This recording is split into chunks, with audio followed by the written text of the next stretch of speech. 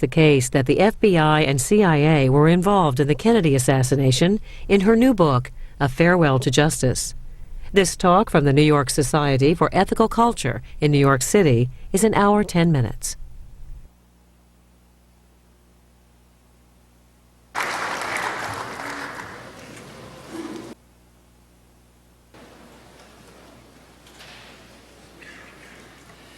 Good evening. I'm Dr. Charles Dubrovner. I'm on the board of the New York Society for Ethical Culture, and on its behalf, I'd like to welcome you to tonight's presentation. For those of you who are here for the first time, I'd like to give you a few words about our society. Ethical Culture was founded over 125 years ago by Dr. Felix Adler on the premise that the great world religions and philosophies might differ in their creeds, but were in basic agreement as to the deed, the living of a moral life. Ethical culturists believe that a code of moral conduct can be derived by reason. It does not require supernatural commandment. We are humanists. We are humorists also, but tonight we are humanists. We place our faith in the demonstrated capacity of people to deal with their own problems. We believe in the worth and dignity of all the inhabitants of the world, and it's a world that we seek to protect. We try by our conduct to live our lives so as to bring out the best in others, and as a consequence in ourselves. The New York Society for Ethical Culture has put its ethics into action by being instrumental in the founding of the ACLU, the Legal Aid Society, the Visiting Nurse Service, the NAACP, and by founding the Ethical Culture Fieldston Schools, which include ethics education and community service projects as part of their curriculum at all levels. We stand for the separation of church and state and for a woman's right to choose. We oppose the death penalty. An ethical choice based on reason requires as much knowledge of the truth as possible. This knowledge is best gained using the principles of scientific inquiry. The New York Society applauds Ms. Joan Mellen for her search for the truth about the Kennedy assassination. While not necessarily endorsing all of her conclusions, we are happy to provide this forum for her to present her views to you. Joan Mellen is a professor of English and creative writing at Temple University. She's the author of 17 books on subjects ranging from film criticism, fiction, and Latin American studies to crime, sports, and biography. Her biographies, Kay Boyle, author of Herself, and Hellman and Hammett, were the New York Times Notable Books of the Year. She's a frequent contributor to the Baltimore Sun and has written as well for the New York Times, the Philadelphia Inquirer, the Los Angeles Times, and other publications. Her most recent book, which will be available for purchase and signing later, A Farewell to Justice, Jim Garrison's Investigation, JFK's Assassination, and the Case That Should Have Changed History, is the subject of tonight's discussion. Her over 7 years of research into this subject will be obvious to you in just a few moments. She will be also happy, after the presentation has been made, to respond to your questions. Society members will be available to pick up cards that have been provided for that purpose. And now, Professor Mellen.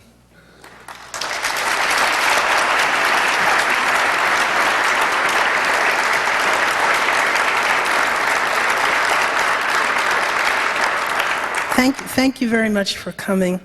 The last time I was in this room was for the memorial service for J. Anthony Lucas, who is one of our most distinguished writers, the author of Common Ground about race and class in Boston. And Tony, during the course of his distinguished career, had a considerable conflict with one of the institutions that I'll be talking about in a few moments, the New York Times. So when I think of this, when I come into this room, of course, I think of Tony. My book is about the Kennedy assassination. It began as a biography of Jim Garrison. For those who don't remember and who don't even remember Oliver Stone's movie, he was district attorney of Orleans Parish, place that no longer exists.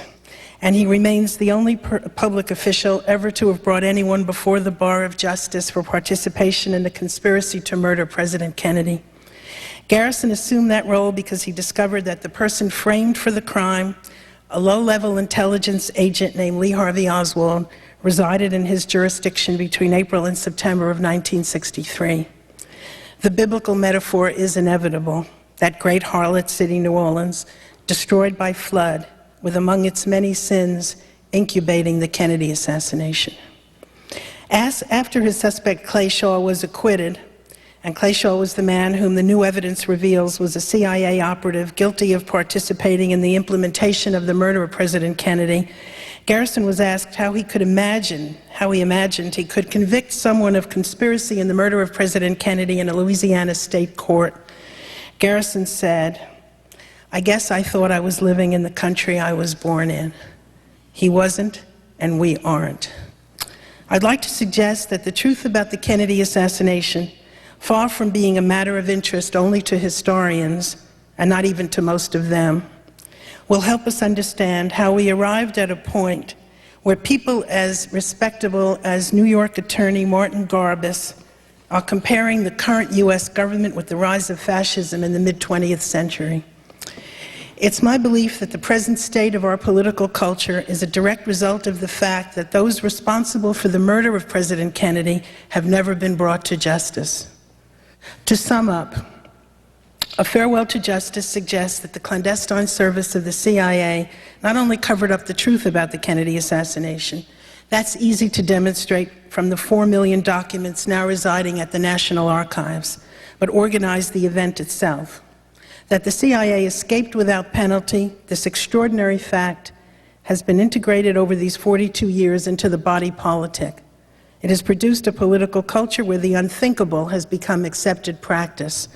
Meaningful freedom of the press has fallen into serious jeopardy. For a flagrant example of what we have come to, we might revisit the scantily reported exchange on December 1st between Notre Dame professor Doug Castle and John Yoo, a former Deputy Assistant to Attorney General John Ashcroft, a participant in the writing of the Patriot Act, and now a Berkeley law professor. The subject of the debate was the illegal expansion of presidential powers. Professor Castle asks, if the president deems that he's got to torture somebody, including by crushing the testicles of the person's child, there is no law that can stop him? And Yoo answers, no treaty. Castle follows up, also no law by Congress? That is what you wrote in the August 2002 memo. And Yoo replies, I think it depends on why the president thinks he needs to do that. If Professor Castle's hypothetical question seems melodramatic, we have Martin Garbus, alarmed by the twin expansion of presidential and police powers, writing in the New York Observer, quote, this country is approaching a dangerous turning point, and suggesting that the United States today bears some similarities to Weimar Germany, where liberal democracy was not able to contend with the fascist onslaught. In Miami a few weeks ago, I was struck by the omnipresence on the streets and restaurants of police officers from a variety of law enforcement agencies. Famously, Benjamin Franklin replied to a question of whether this new land should be a monarchy or a republic with the line, a republic if you can keep it. What begins as surveillance moves to wiretapping, then COINTELPRO tricks, and finally to murder. A diagram of what happened to Dr. Martin Luther King Jr. and why the illegal NSA surveillance is so alarming. We have not been aided in understanding the meaning of the Kennedy assassination by the continued public silence of those closest to President Kennedy. One day I requested of one of Jim Garrison's law school classmates, Tulane School of Law, class of 1949. Is Wilmer Thomas here tonight? He called me this morning and there he is. Wilmer, hi. I asked Wilmer to ask his acquaintance, Kennedy advisor Arthur Schlesinger Jr., whom he believed was behind the assassination of President Kennedy. Professor Schlesinger observed quietly, we were at war with the national security people. That the CIA at its highest levels exacted its revenge on President Kennedy has been an open secret since 1963. A Gallup poll on the 40th anniversary of the Kennedy assassination in 2003 found that twice as many people believed that the CIA was implicated in the assassination as there were who accepted the official fiction that Oswald had acted alone. In 1963, people were already worried about the CIA's extraordinary use of its powers. In the New York Times, Arthur Kroc wrote in October 1963 that if ever there would be a coup in the United States, it would, quote, come from the CIA and not the Pentagon. The CIA, Kroc wrote, was a malignancy on the body politic. It is difficult to imagine such words being printed in the Times today. So profoundly has our freedom of the press eroded since the time of the Kennedy assassination. After the death of President Kennedy, ex-President Harry S. Truman, under whose watch the CIA was created in 1947, wrote on the front page of the Washington Post that the CIA had been running a shadow government, becoming operational. Truman declared that the CIA was in urgent need of correction. Brazenly, Allen Dulles at one point even told a reporter, Allen Dulles, of course, was director of Central Intelligence, even told a reporter to think of the CIA as, quote, the State Department for unfriendly countries. The CIA's policy making also involved interference in the electoral process in France and Italy, funneling money to certain political parties. In Italy, it was the Christian Democrats, whom the CIA funded in an effort to prevent a coalition of socialists and communists from taking power. The assassination of Prime Minister Aldo Moro was connected to that CIA campaign. At the time of the assassination, Charles de Gaulle remarked that John F. Kennedy, whom he admired, had died as a result of an intra-government conflict, a situation not uncommon in many countries. The documentation available since the passage of the JFK Act in 1992 overwhelmingly supports de Gaulle's view. The rubber stamping of the Warren Report by the press in 1964 seems to mark the moment when the mainstream press became embedded in official versions of events. Traces of that process have surfaced. In April 1967, the CIA issued a memo, available now at the National Archives, I wish the New York Times would read it, instructing friendly reporters on how to reply to challenges to the Warren Report, recommendations that have resurfaced in the past few years in a renewed set of attacks on Jim Garrison a decade after his death. So it should come as no surprise that the New York Times for a year covered up the National Security Agency domestic surveillance of citizens with rubber-stamped search warrants issued under a, quote, Foreign Intelligence Services Act run by the Pentagon, or with no warrants at all. Only when their own reporter was about to publish a book detailing the evidence did the Times run that story. It should be horrifying that the congressional debate about the Patriot Act has been not whether there should be a government capability, but how long it should be extended. Ponder the Times' treatment of Jim Garrison and later of Oliver Stone, who dared to make a film with Jim Garrison as its central character. When Garrison's first book, A Heritage of Stone, appeared in 1969, John Leonard gave it a positive review in the Daily Times. In his final paragraph, Leonard recounted a few of Garrison's challenges to the Warren Report. Something stinks about this whole affair, Leonard writes. Why were Kennedy's neck organs not examined at Bethesda for evidence of a frontal shot? Why was his body whisked away to Washington before the legally required Texas inquest? Why? By the next edition, Leonard's final paragraph had vanished. A third of a column slid down the memory hole. And one of the people Jim Garrison liked to invoke often was George Orwell. And in fact, he nicknamed one of his investigators Winston Smith. Of course, most people didn't recognize where the reference came from. Leonard's review now closed with these words: frankly, I prefer to believe that the Warren Commission did a poor job rather than a dishonest one. I like to think that Garrison invents monsters to explain incompetence. It was an extraordinary example of management censorship of a book review. To this day, as I said, the Times tolerates no factual challenges to the Warren Report. They appear to be the only people who still believe that Lee Harvey Oswald was responsible for the death of President Kennedy. I spoke in Clinton, Louisiana last month at the oldest working courthouse in the United States. The judge who introduced me asked the audience how many people believe that Lee Harvey Oswald was guilty. Not a single hand went up. The audience knew the Warren Report was nonsensical because it was in East Feliciana Parish, in the little hamlets of Clinton and Jackson, that Oswald appeared in the company of Clay Shaw and a CIA contract pilot named David Ferry, played by Joe Pesci in Oliver Stone's movie, in the late summer of 1963, 3 months before the assassination. In the audience were actual witnesses, including the barber who cut Lee Harvey Oswald's hair. That the Warren report could so flagrantly lie and present itself as a homicide investigation, while doing virtually no investigation at all, neither Clay Shaw nor David Ferry were interviewed for the Warren Commission, inspiring Jim Garrison's quip, "They didn't call anyone who was involved," has resulted in other presidential commissions taking similar liberties with the truth. I wrote an op-ed piece comparing the deliberate ignoring of crucial information by the 9/11 Commission with a similar failure to investigate a key lead by the Warren Commission. It began with the information released by a Lieutenant Colonel in Army Intelligence, Tony Schaffer, that the Able Danger Intelligence Unit had identified Mohammed Atta, I'm sure people know about this story by now, and other accused hijackers as part of a cell of al-Qaeda operating in the United States at least a year before 9/11. Colonel Schaffer had wanted this information to go immediately to the FBI, only for Defense Department lawyers to forbid Able Danger from contacting the Bureau. The New York Times buried this extraordinary information 2/3 of the way into the paper. The Washington Post ran a Pentagon denial, period.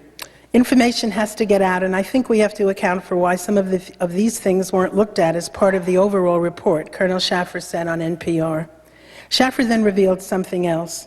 He had presented the findings of the Able Danger team to Philip Zelikow, that same executive staff director of the 9/11 Commission who has defended the recent attacks on Jim Garrison as a dupe of the KGB. Zelikow saw to it that the Able Danger information never appeared in the 9/11 Commission report and went on to deny that he was given the information. He now works on the staff of Condoleezza Rice.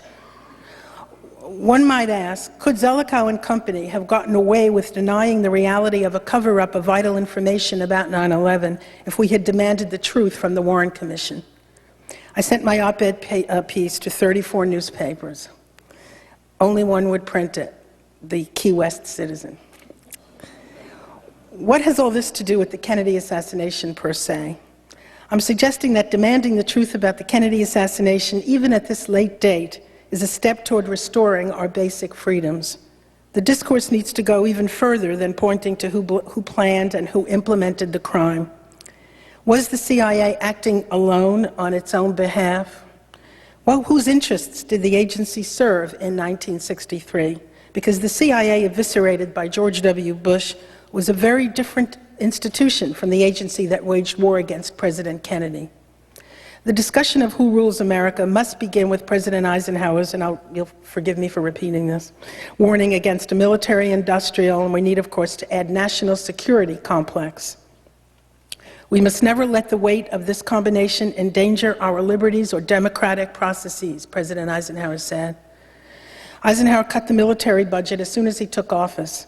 The CIA, the research reveals, sabotaged President Kennedy's effort to achieve détente with the Soviets in the final year of his presidency through the downing of Francis Gary Powers' U-2 overflight into the Soviet Union. President Eisenhower had a good definition of national security. He said, national security meant that the country was proceeding in peace and without a deficit. Jim Garrison often asked during his investigation, cui bono, who benefits? A lawyer friend of mine living near Langley Forks in Virginia pointed out to me some interesting connections. The Texas School Book Depository, from which some, but not all of the shots were fired on November 22, 1963, was owned by one D.H. Byrd, B-Y-R-D. Byrd also founded and was the commander of the Southwest Post of the Civil Air Patrol, which included Louisiana and the troop led by David Ferry, among whose cadets was Lee Harvey Oswald.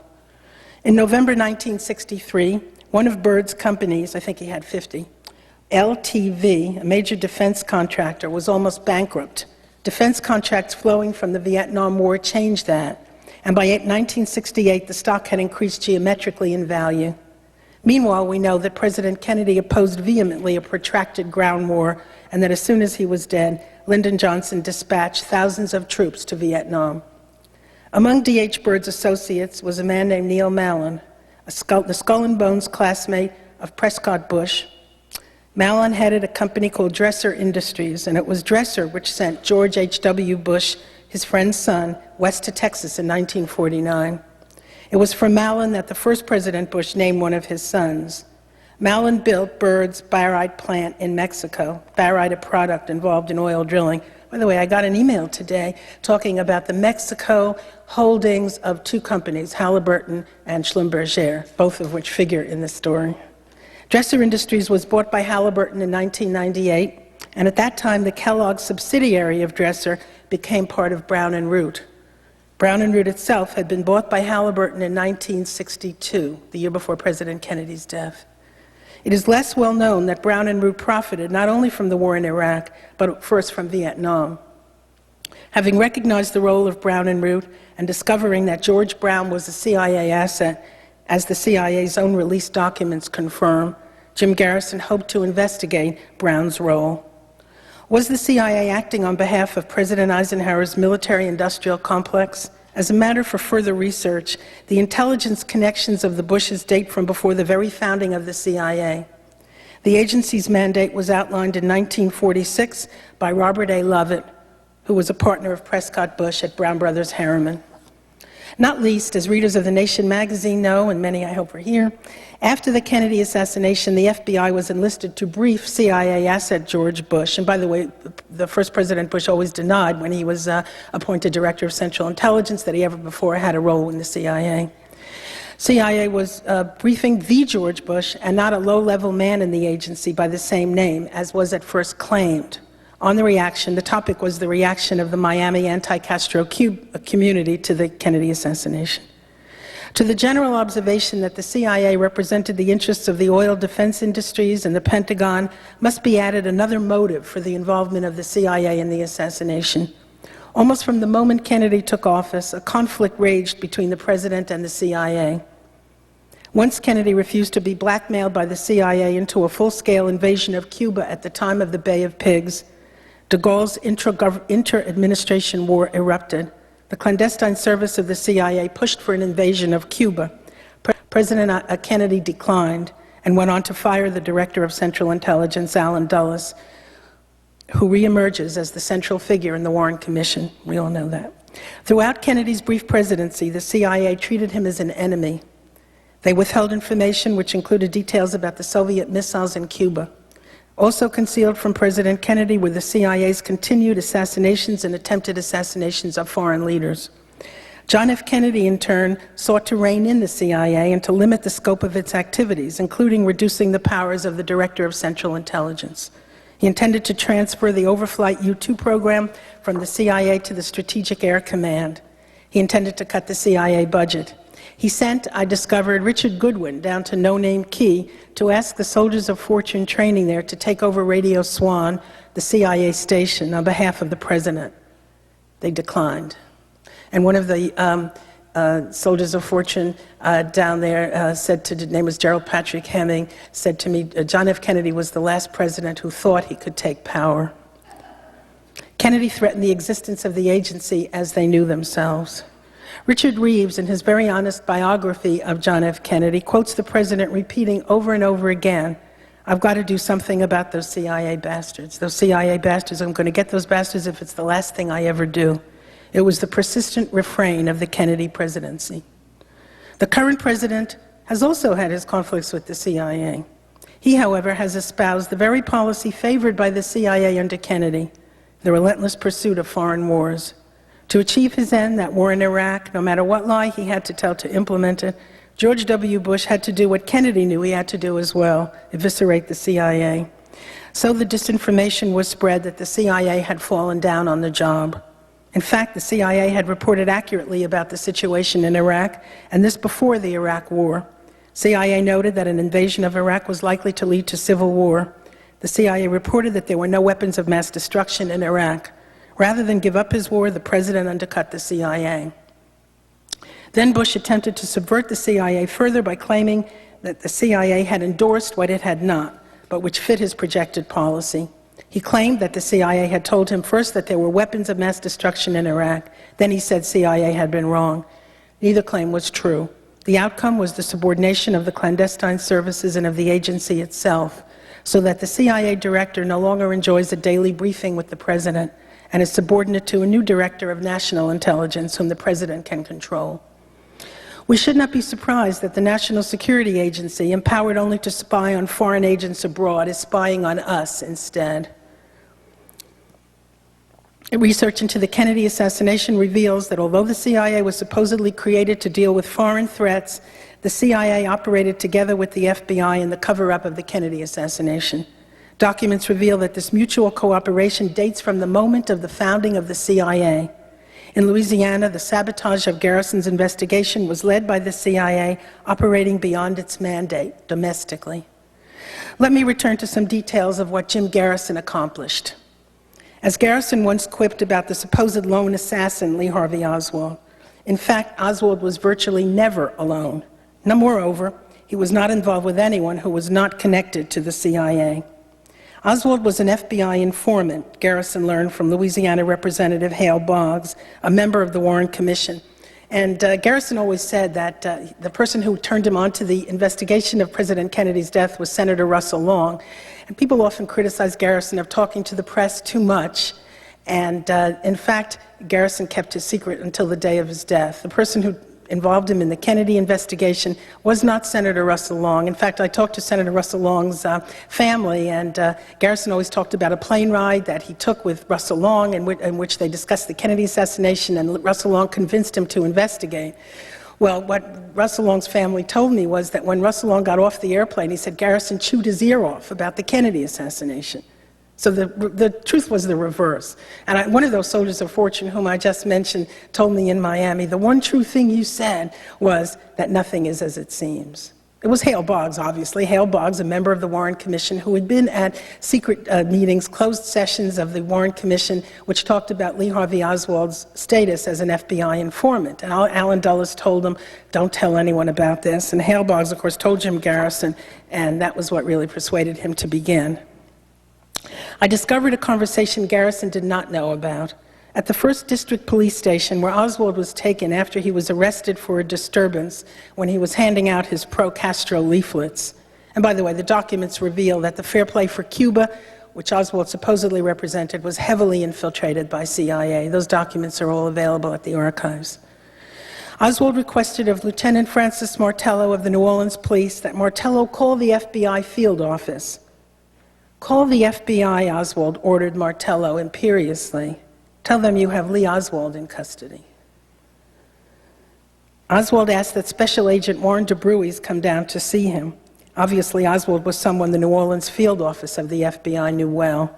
The agent on duty that night, John Quigley, then asked a young clerk named William Walter, the person who took Martello's call, to check all the files, locked and unlocked, for what they had on Oswald.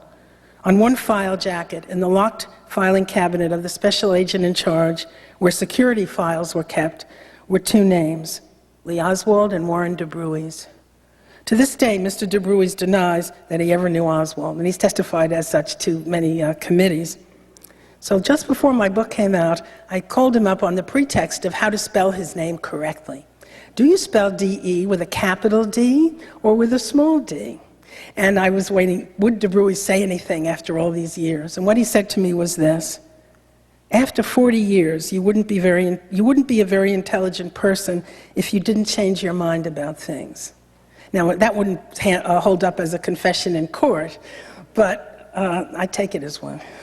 Oswald has also been part of the CIA counterintelligence false defector program. Oswald, I found new evidence to show, also worked for U.S. Customs in New Orleans, as many CIA people work for Customs. And some of those Customs officers, well, one of them told the church committee, I've been waiting 10 years for someone to ask me what happened. And then he told about Oswald's role with Customs. Now, those boxes, only 25% of the church committee records are open to the public so far. So I had the summary of that, but not the actual deposition. Garrison began by exploring Oswald's government connections. He indicted Clay Shaw for participating in the conspiracy without having our government records released under the JFK Act. And by the way, I want to say again about the JFK Act, an extraordinary development we're not likely to witness anytime soon again. And these records show that Shaw was a CIA operative, and we have to thank Oliver Stone, because as a result of his film, people wrote to Congress and said, if this isn't true, if what Oliver Stone said in this film isn't true, open the records. And at that moment in 1992, they did. Wouldn't today. By shepherding Oswald around Louisiana, Shaw was repaying the CIA for considerable favors rendered. Because Shaw was acquitted, Garrison chose as the title of his third book, A Farewell to Justice. He never used that title, and so I appropriated it. And I think I had a right to do so. I did a book about Lillian Hellman once, and Lillian Hellman gave a course at Harvard to creative writing students, which she titled Stealing. And she said, never imitate. It's not okay to imitate other writers, but stealing is perfectly okay. You steal and you make it your own. And so I took Garrison's title. You can see that Garrison was a literary man. He liked Graham Greene in particular. He loved Shakespeare and obviously Hemingway. Part of my book includes how federal agencies worked actively to thwart Garrison's investigation. Garrison was astonished that the FBI refused to cooperate with New Orleans law enforcement in an investigation of the Kennedy assassination. In fact, J. Edgar Hoover, we know who that is, subverted Garrison's effort. Witnesses came forward to the FBI believing that in providing the FBI with their information, they were simultaneously reaching the district attorney. And the document reads as follows: give Garrison nothing. Hoover wrote to all special agents in charge, adding, in reference to the special agent in charge in New Orleans, Robert Reitmeyer, quote, tell Reitmeyer that I want him and all personnel in New Orleans to keep their mouths shut. This was February 1967, a week after Jim Garrison's investigation became public. Bobby Kennedy's right-hand man, Walter Sheridan, had spearheaded the blackmail, bribery, and wiretapping that accomplished the conviction of Jimmy Hoffa. The evidence of Walter Sheridan's illegalities in the railroading of Jimmy Hoffa is chronicled in Fred Cook's brilliant three-part series in The Nation magazine. A further irony is that Chief Justice Earl Warren, enlisted by Lyndon Johnson to rubber stamp the preordained conclusion that Oswald murdered President Kennedy, wrote what seems to me a brilliant dissent when the U.S. Supreme Court affirmed the Hoffa conviction. I asked a friend of mine, I say this, I asked Richard A. Posner, well, do you agree with me about Earl Warren's dissent there? And I have to tell you, he did not. He did not. Bobby Kennedy then sent Sheridan to New Orleans, as Sheridan freely admitted, to destroy Jim Garrison.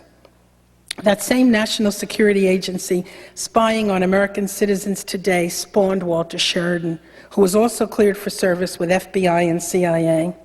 Sheridan personally telephoned the governors of several states to ensure that Garrison's subpoenaed witnesses not be extradited back to the state of Louisiana. Not a single witness was returned to New Orleans. In the recent attacks on Jim Garrison may be found the preposterous notion that the only reason Garrison focused on the CIA was that he was the victim of KGB propaganda flowing from an Italian newspaper, Paese Sera. This total falsehood, and I mentioned this earlier, has been defended by Philip Zelikow, the executive director of the 9/11 Commission. One of the half-dozen anti-Garrison articles appeared, not surprisingly, on the CIA's own website, Studies in Intelligence. As a biographer, among the questions I asked was, did Jim Garrison take bribes from executives profiting from pinball machine gambling, then illegal in Orleans Parish? You could play pinball, but you couldn't gamble with a pinball machine, for which he was charged by the federal government. Was Jim Garrison dishonest? The new documents reveal that after Shaw's acquittal, after he perjured himself and suborned perjury, Garrison was ready to continue his investigation, only for that same operative, Walter Sheridan, to return to New Orleans and blackmail Garrison's friend and former chief investigator, Pershing Gervais. This is from the documents, not from interviews. I did 1,000 by then. Would Gervais not help them to nail Garrison for taking bribes from pinball gambling interests? Gervais would go to jail for 8 years. The document is that specific, for income tax fraud. So we see in this story the mutual cooperation of agencies, the FBI helping the CIA, the IRS enlisted by the National Security Agency, and the CIA. Years later, on the occasion of Oliver Stone's film JFK, Anthony Lewis wrote in the New York Times that Garrison had taken bribes. In fact, Garrison was acquitted. The bribes were indeed going to a, quote, big man at Tulane and Broad, but it was not 6'6" Jim Garrison, but Chief of Police Joseph Giarrusso. The police headquarters was also at Tulane and Broad. Addressing a frequent attempt to discredit Jim Garrison, I also had to ask, was Garrison tied to the mafia? Did he blame the CIA for the assassination as a way of protecting the mafia? I learned that Carlos Marcello, the mafia chieftain of Louisiana and Texas, despised Garrison and wanted him out of office. Garrison was, quote, unreliable. Marcello complained to Governor John J. McKiffin, whose assistant John Tarver relayed this to me. McKiffin himself did take bribes, and a person who ran against him in 1968, named John Rarick, told me the story where John Rarick's campaign manager was visited by Carlos Marcello's person and offered $50,000.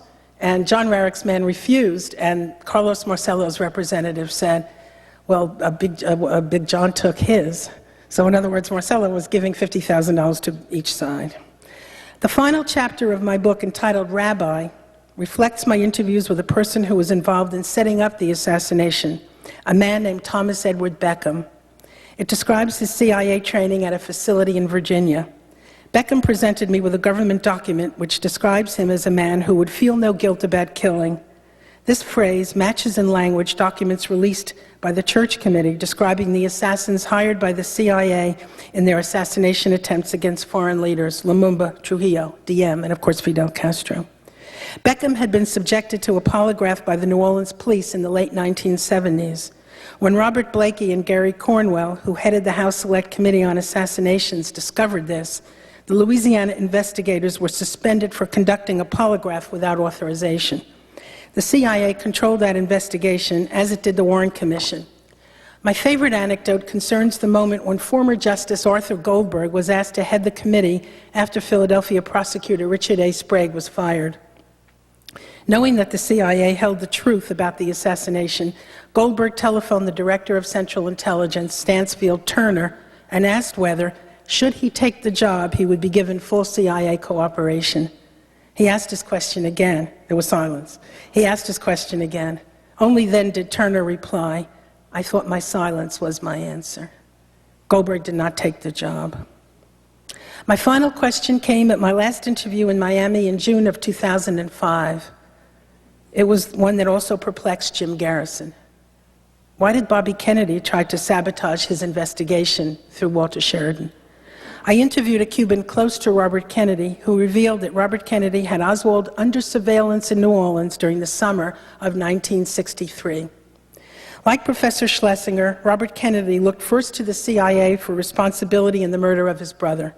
On the day of the assassination, Bobby confronted John McCone, the Director of Central Intelligence, with this question, did the CIA kill my brother?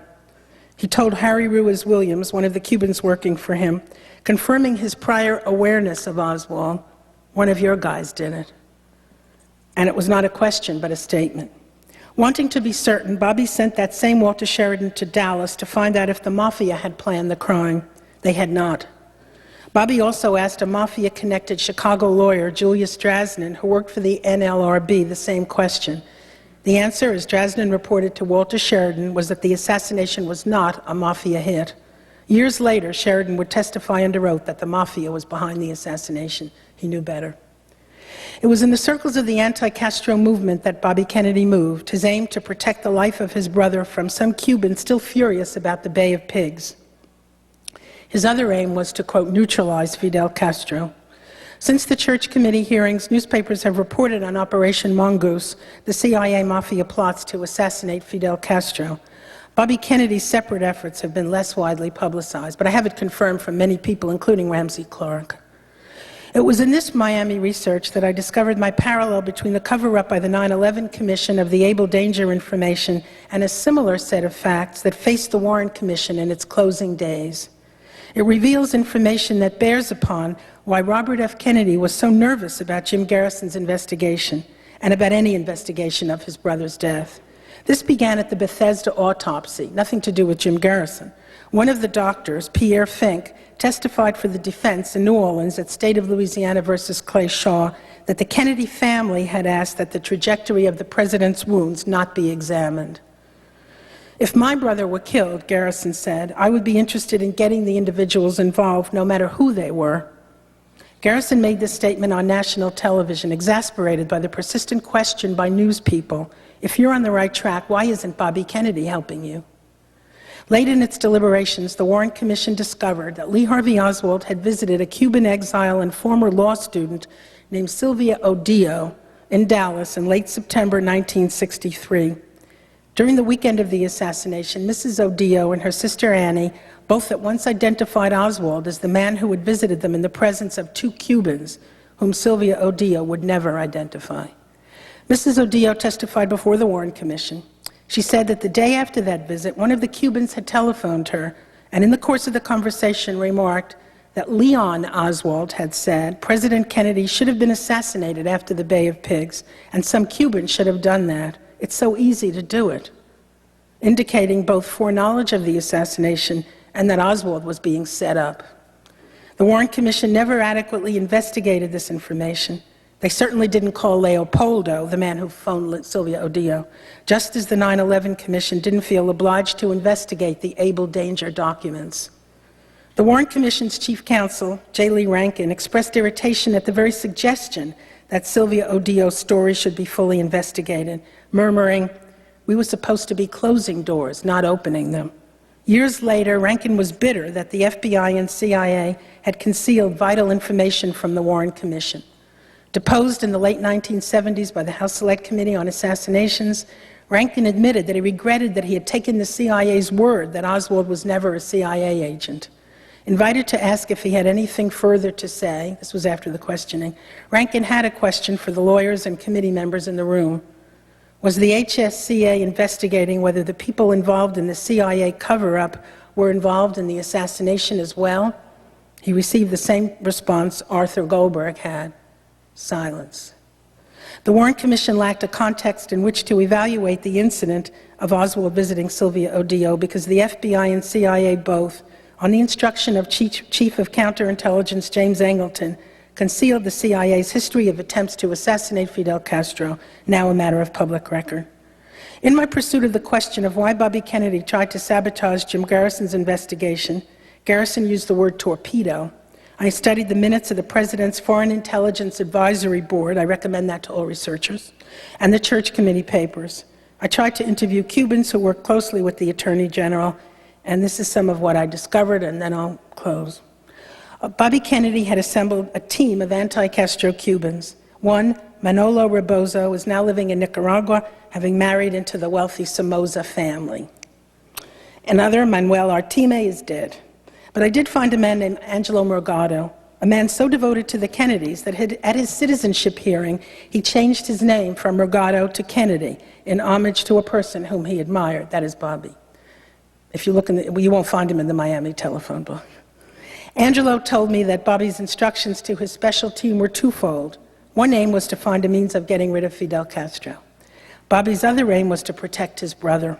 He sent these Cubans to New Orleans, moving among, as Angelo puts it, Castro's agents, double agents, and Cubans working for the CIA. They hoped to, quote, neutralize a future assassin. In New Orleans, Angelo Morgado ran into Lee Harvey Oswald, who was moving among the anti-Castro community. He put Oswald under surveillance. When I mentioned that I had discovered Oswald's acquaintance with an anti-Castro Cuban named Juan Valdez, and of course he laughed, that couldn't possibly be anybody's real name, who worked at Clay Shaw's International Trade Mart, Angelo was dubious. How could that be? He knew everyone Oswald was acquainted with, and he didn't know of this man. That's how close to Oswald they drew. Scrutinizing Oswald and reporting back to Bobby, his team discovered that Oswald was an informant for the FBI. Learning this, Bobby reasoned, if the FBI is controlling him, he's no problem. Bobby underestimated the role Oswald had been induced to play in the murder of his brother and ceased to make him a major target of his concern. Bobby knew, quote, something was cooking in New Orleans, Angelo Morgado told me, but Bobby urged caution. He was out of his depth. In September, it was Angelo and a fellow veteran of the Bay of Pigs who traveled from New Orleans to Dallas to visit Sylvia Odeo. Angelo believed they were there to marshal help for the anti-Castro efforts and talked about buying arms to support anti-Castro efforts within Cuba. Mrs. Odeo's father, in jail in Cuba, headed a liberal organization called JURE, J-U-R-E, its position Fidelismo sin Fidel. Angelo believed that he could trust his companion, referred to in the Warren report as Leopoldo, because not only was he a fellow veteran of the Bay of Pigs, but his brother was running for mayor of Miami. He was respectable. The next day, out of Angelo's hearing, and that's very important, out of Angelo's hearing, Leopoldo phoned Mrs. Odillo to tell her how Leon Oswald had talked about the need to murder President Kennedy. Leon is kind of nuts, Leopoldo stated, setting up Oswald as the patsy. Oswald's mental imbalance forms the conclusion of the Warren Report. Oswald was called Leon a number of times, not least at a gathering at David Ferry's apartment where Clayshaw and Ferry, Garrison's chief suspects, discussed what their alibis would be for November 22nd. At Sylvia Odillo's, Angelo used his true given name, Angelo Morgado. Leopoldo was an alias. Placing Oswald in the company of so close an associate of Bobby Kennedy in an incident that points to foreknowledge of the assassination, as well as the framing of Oswald, created the trap that would silence Bobby forever. Bobby asked his aide, Frank Mankiewicz, whether, quote, any of our people were involved, and Mankiewicz told me he had asked himself, did you think there might be? Angelo, meanwhile, had been betrayed by a companion he believed he could trust, a man not so much assigned to the overthrow of Fidel Castro, as Angelo believed, as he was to arrange for Oswald to be blamed for the murder of the president. Leopoldo was a Cuban named Bernardo de Torres. A virtual flood of documents reveals that he was an asset of both the CIA and military intelligence. When he was subpoenaed before the House Select Committee, CIA arrived on the day de Torres was deposed to insist that he be granted immunity. The CIA so totally controlled that committee that they agreed to the CIA demand that de Torres would not be questioned about the period of time leading up to the Kennedy assassination. Both the Warren Commission and the HSCA buried what they knew about Oswald's participation in anti-Castro activities, information that would have led directly to the role of the CIA in the assassination. I believe that we are now suffering the consequences of allowing lies about what happened to President Kennedy to remain unchallenged. The consequence of the public not demanding that the murder of the head of state be properly investigated has led directly to the current undermining of the integrity of our democratic institutions, not least the press. An obvious consequence of the obfuscations of the Warren Commission and the House Select Committee has been the ease with which the 9/11 Commission was able to conceal important truths. I wrote my book to make a small contribution to the need for government accountability and openness, because what is at stake, if I can be grandiose for a second, is democracy itself. And now I'll close with one line. It's a line from Dr. Martin Luther King Jr. from a sermon of 1967, the year before his death. No lie can live forever. Thank you.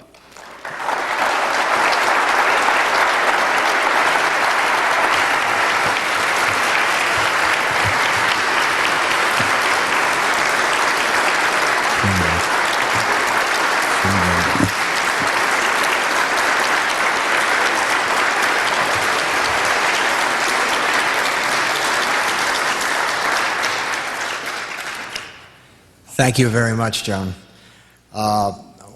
This is the time for you to ask questions by means of the white cards that you received, and our society members will pick them up and bring them to me.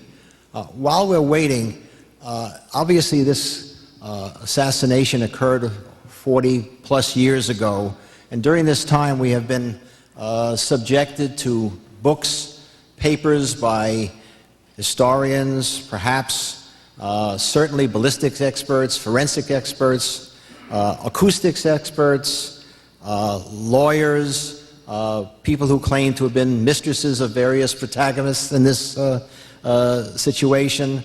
How are we able at this particular point, so far from the fact, to establish truth from fiction? That's a very good question, Chuck. And I think there is no answer to it, except that when you find a piece of evidence, it should connect with other evidence that you have. If it doesn't connect with what you already know, you throw it out.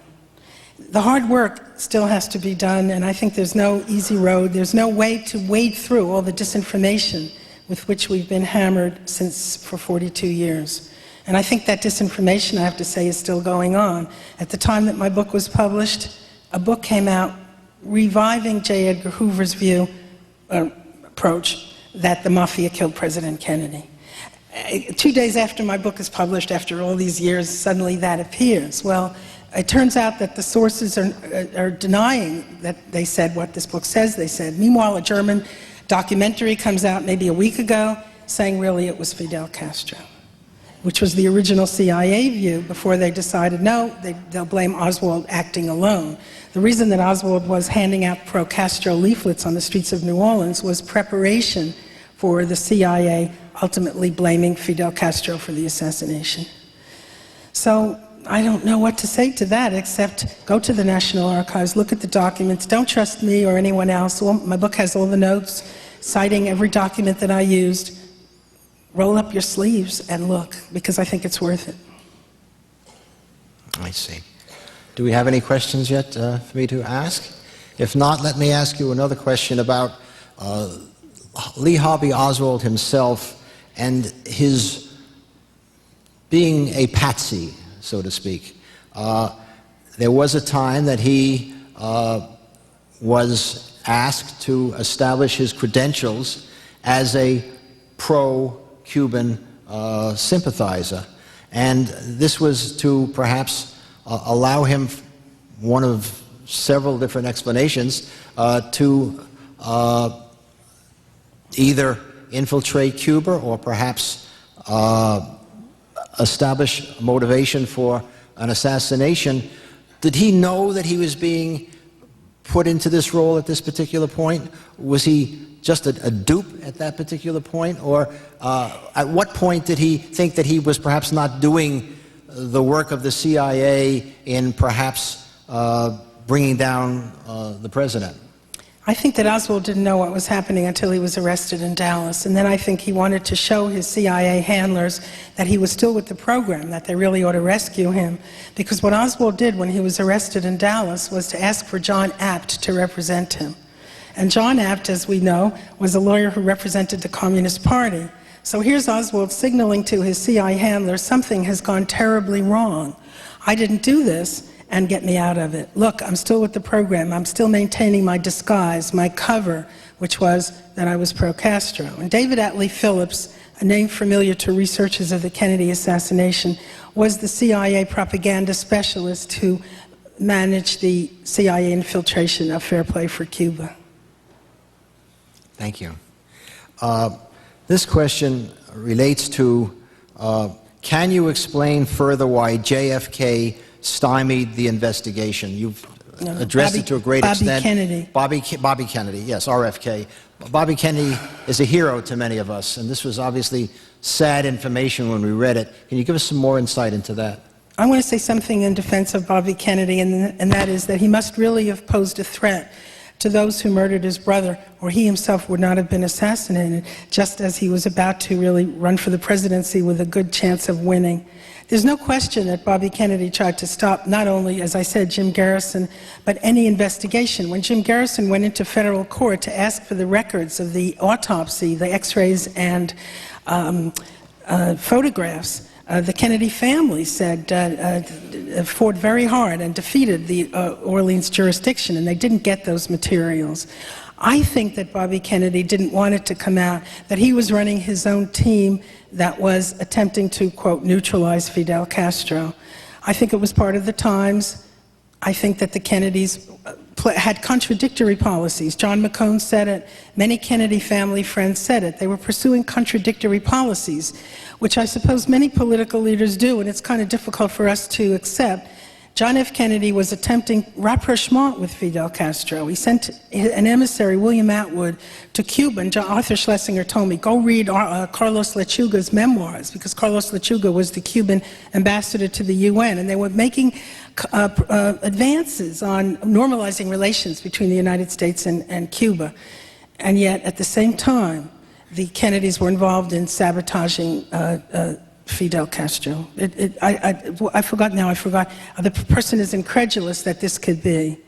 But I think that the situation isn't so easy to understand. John F. Kennedy is the person, after all, who sent the Green Berets, Phoenix Program, and Special Forces into Vietnam. These were death squads, and tens of thousands of Vietnamese died in the early 1960s under these programs. And it's true, John F. Kennedy did not want to send ground troops into Vietnam, but he was not the Prince of Peace either. as some people have said. And I think we shouldn't be afraid of the truth wherever it leads. Okay. I'll read this question. When Garrison told the truth, he was attacked in the press. When the movie JFK came out, Oliver Stone was attacked in the press. Can you describe the mechanism that makes these attacks possible? And has your book been attacked in a similar fashion? What can we do about the corruption of the media by the CIA and more recently by Bush? Can we hope that the CIA will now try to bring down Bush? It's too late. I think Bush feared it because that's why he eviscerated the CIA, and that's why we have a director of national intelligence now, and the CIA, the people in the clandestine service resign right and left. The CIA is no longer the power that it was, so the current administration has accomplished that end. The CIA was someone to be feared, not to be trusted, and the Bush administration took no chances. What can we do about it? Standing here today, I hope I'm doing something about it. Writing the book, I hope I'm doing something. It seems such a small thing. It seems it's a pity. If I really were doing something that was a threat, I would be shot. And then I must not be doing something right. People who write books must not be doing enough. Jim Garrison himself survived because they had other ways of discrediting him. We have, I think that the New York Times Book Review has lost the influence that it once had. I think we have the internet. However, I have to say that if you look on Amazon.com and you read the reviews by citizens, you don't know what to make of it. I'm only thankful to Amazon.com for continuing to publish, under my book, the first review, which is by Eddie Casika, and I don't know if he's here tonight, but he promised me he would be. And he wrote this review called St. Joan. And all the reviews, and all the negative reviews keep coming, but somehow somebody at Amazon.com is keeping that St. Joan review right on the top. So we do what we can.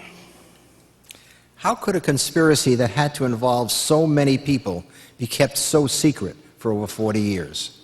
It has not been secret. I think people know. Richard Goodwin certainly knew that the soldiers of fortune down there who were training to invade Cuba were refusing the order of the executive, of the President of the United States. We would only hope that the people who were responsible for this crime did not come forward. Even, I think it was the New York Times or the Washington Post titled the obituary of Richard Helms, "He died with his secrets." I don't think that we're going to bring the people to justice. I think what's important for history is to understand what has happened in our country in an effort to try to stop what's happening now, which is shocking, just shocking.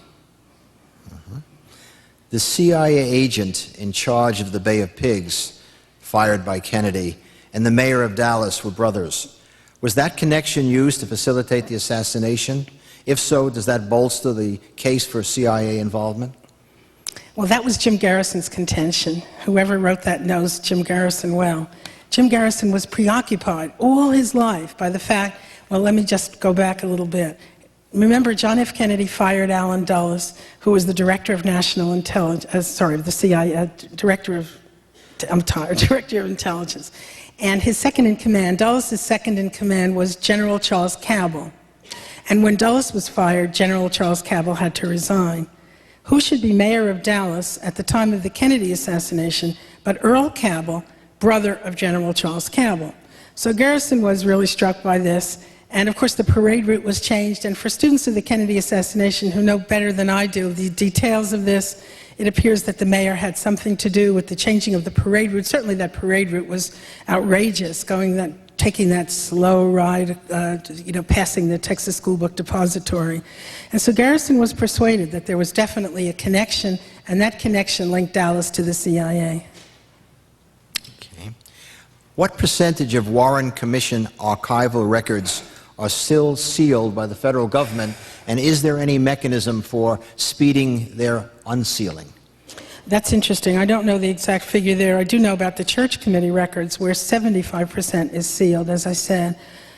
I don't know what to say about that. People have constantly begged Steve Tilley at the National Archives to go forth and fight for this, and so far I don't think anything is being done on this, that I know of anyway. Meanwhile, however, the CIA is continuing to dump documents at the National Archives. And I have a friend who goes 3-4 times a year. Nothing is cataloged, nothing is filed, you don't know what it is, but you wade through the boxes and you can find some very interesting materials. And I think that much is not there. I have one story, and that is that Hunter Leak was the second in command at the CIA field office in New Orleans, and he confided to a reporter in Louisiana that right after the Kennedy assassination, he destroyed many Oswald records that the CIA field office in New Orleans had, and other records he loaded into a U-Haul truck and really drove to Langley. Now, we haven't seen those records. I have another anecdote that I'll tell you, and that is at the Tulane Library, the special collections of the Tulane Library held the papers of Hale Boggs. And the curator of those special collections, Bill Meneray, told me that one day 2 FBI agents walked into the Tulane Library and said they had the permission of Lindy Boggs, and they removed from the Hale Boggs papers all references to the Warren Commission or to the Kennedy assassination. When I heard about this, I filed a Freedom of Information suit to try, asking the FBI for the records, and we never got anything from it. Gone. Mm-hmm. What do you think of McClellan's book that implicates LBJ in the assassination? I don't know what to say about that. I think that we'd have to connect, again, Lyndon Johnson. I think the only evidence in that book that has any relevance is that handprint on the carton in the Texas School Book Depository. And I think even the fingerprint experts have questioned, people here maybe know better than I do, whether that handprint is the handprint of this man. I think his name is Wallace, Charles Wallace. And, I'm sorry? And Jack Wallace? Mac Wallace, thank you. And is this really true? Now, the fact that there were many murders involved as Lyndon Johnson came to power, nothing connected with the Kennedy assassination, but just many murders, is very interesting. And I recommend that the book, not for what it says about the Kennedy assassination, but for the discussion of the politics of Lyndon Johnson and his ascent to the presidency. Mm-hmm. I would have liked to have heard more in the book about Jack Ruby. And what were the connections between Jack Ruby and Oswald prior to the assassination? I know you placed them together at various times. Can you tell us a little bit more about Jack Ruby as a person? There's so much to tell about Jack Ruby. One of the, just about 2 days ago, someone in Louisiana who was working on Jim Garrison's investigation sent me a Xerox of a photograph of Jack Ruby as a young man. And he looks, and he's with another young man who seems to be in drag. And Rose Cherami, who was one of the witnesses in this case, who was murdered in 1965, often spoke, and I have this in my book, of a sexual relationship between Jack Ruby and Lee Harvey Oswald. And I don't know all about it, but I'm reminded, there's a lot to be said about Jack Ruby. Maybe that's somebody, in fact, Angelo Morgado said to me, here's what your next project should be. You should write a book about Jack Ruby. And the same thing was said to me by one of the Louisiana investigators for the House Select Committee, Jack Ruby. What I have in my book, as Chuck says, are many examples which reveal that contrary to what Jack Ruby said, that he knew Lee Harvey Oswald very well. And in particular, my witness, Thomas Edward Beckham, said to me that on the day of the assassination, he talked to someone and he said, how could Jack do that to Lee?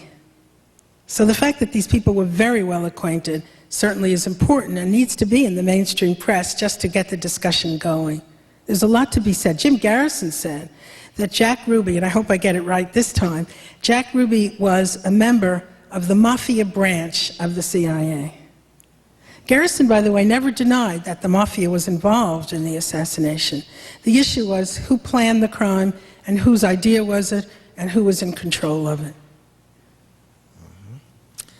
Changing the subject a little bit, who do you think might have planned the attempted murder of General Walker, and who attempted to carry it out? It's dubious whether it was Oswald.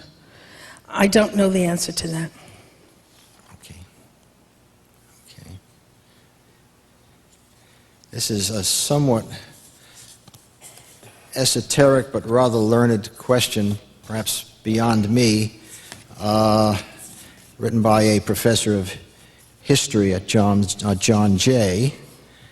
Let's see if I can find it. In your research, did the name William Harvey come up in any significant way? Also, how did it go with Doug Brinkley? And can you talk about C.V. Jackson? How did it go with Doug Brinkley? You must have found that on my website, right?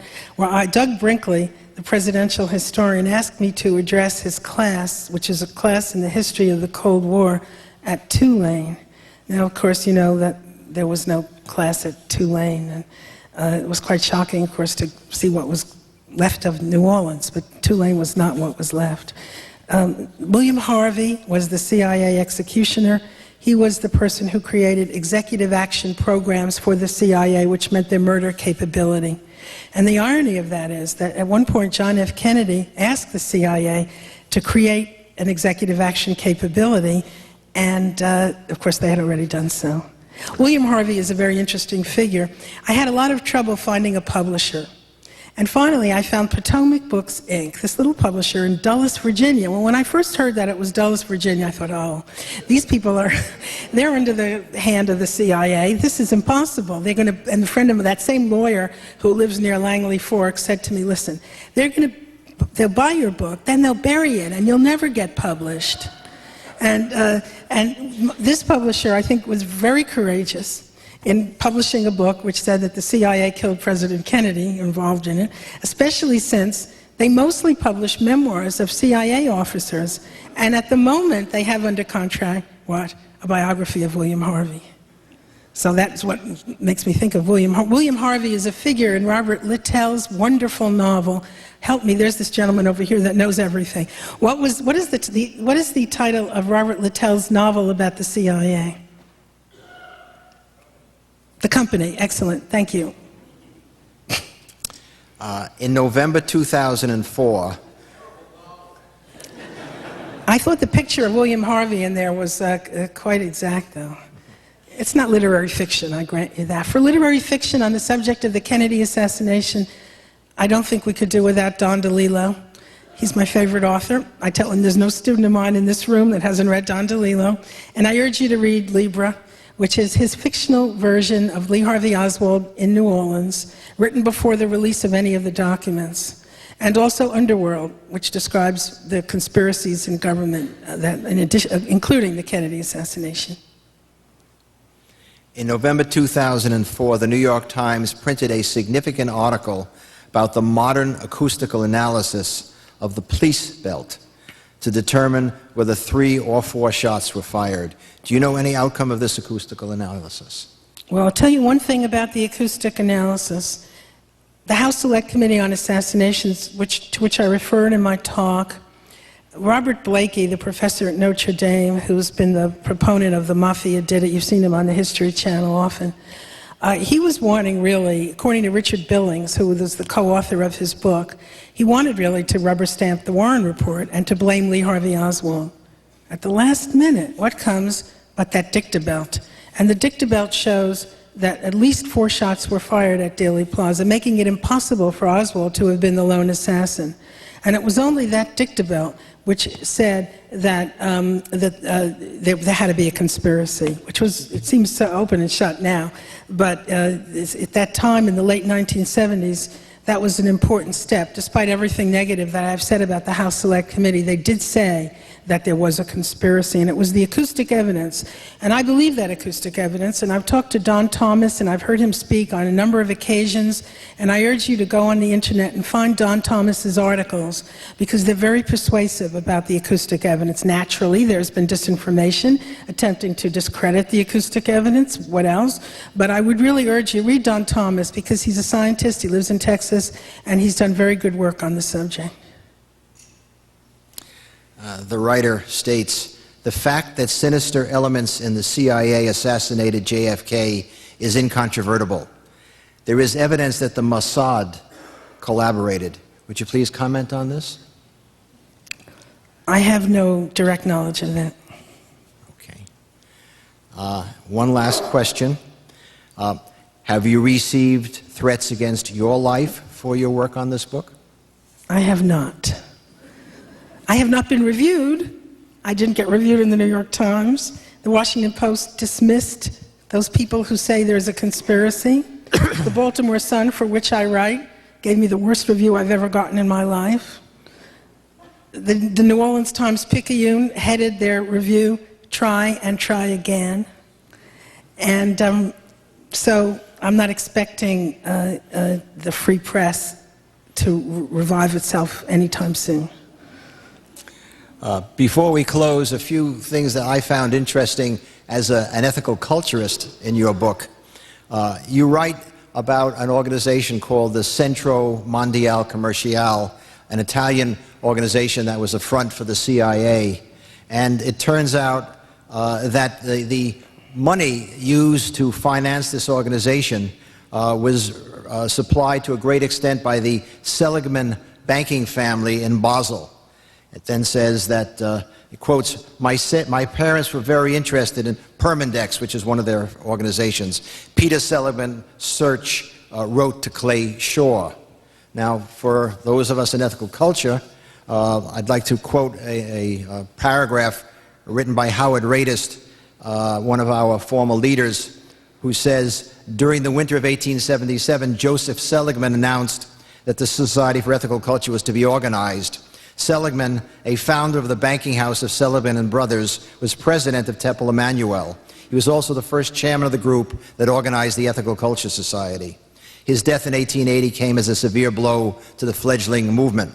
Although his family remained active throughout Adler's lifetime, and Professor Edward R.A. Seligman, one of America's great economists, succeeded his father as president. So we have the great-great-great-grandchild of one of the Seligman family involved on the side of the CIA. Let's just mention one thing, and that is that Clay Shaw was a member of the board of directors of that Centro Mondiale Commerciale. That's correct. On the other side, when Lee Harvey Oswald was seeking to establish his pro-Cuban credentials, he handed out leaflets on a street corner. And the leaflet that he handed out was called "The Crime Against Cuba." And that leaflet was written by Corliss Lamont, one of the